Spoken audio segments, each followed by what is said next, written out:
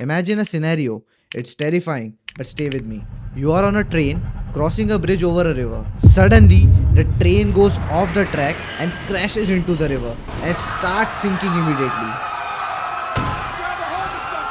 You are with your spouse and your 11-year-old daughter who is confined to a wheelchair. She cannot swim, she cannot move on her own. You have a split second to make a choice. Do you try to save yourself? Or do you give up your life to push your daughter through a window to safety? There is no time to think.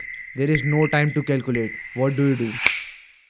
This is the same situation Gary and Mary Jane Chauncey were stuck in. But they didn't hesitate. They pushed their daughter Andrea to rescuers as the water rose. And as the train sank beneath the surface, they perished.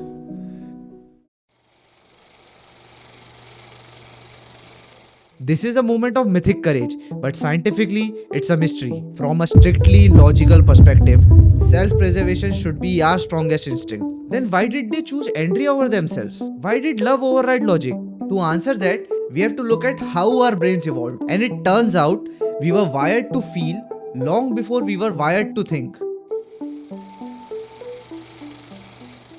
Our brain wasn't as complex as it is now. It grew from the bottom up, layer by layer, over millions of years. The oldest part is the brainstem, which evolved millions of years back. We share it with every animal that has a nervous system.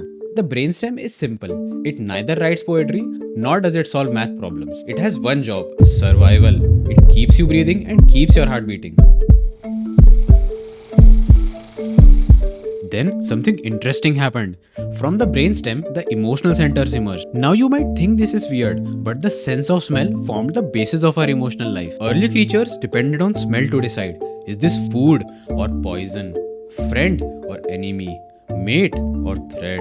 In those primitive times, smell commended itself as a paramount sense for survival. With arrival of the first mammals came new and key layers of the emotional brain, often called the limbic system. This new layer gave animals a superpower: memory. If a red berry made you sick last week, the limbic system remembered the smell and triggered disgust. So you won't eat it again. This is where fear, desire, and rage were born. It was a system designed to label things as good or bad instantly. Finally, about 100 million years ago, the nature added the neocortex. This is the part that thinks. It expanded massively in humans, giving us art, civilization, strategy, and the ability to have feelings about our feelings. But here's the catch, and this is the most important part. Because the thinking brain evolved from the emotional brain, there are thousands of neural connections between them. In an emergency, the emotional brain can hijack the system.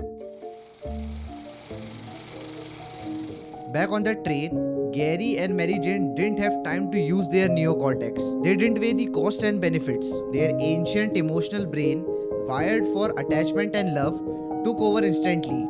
Emotional intelligence is not the opposite of intelligence. It is what makes intelligence human. It's about understanding that we evolved to think, but we evolved to love first. True intelligence is when your emotional and rational brain work together, because in the moments that define us, logic isn't always enough.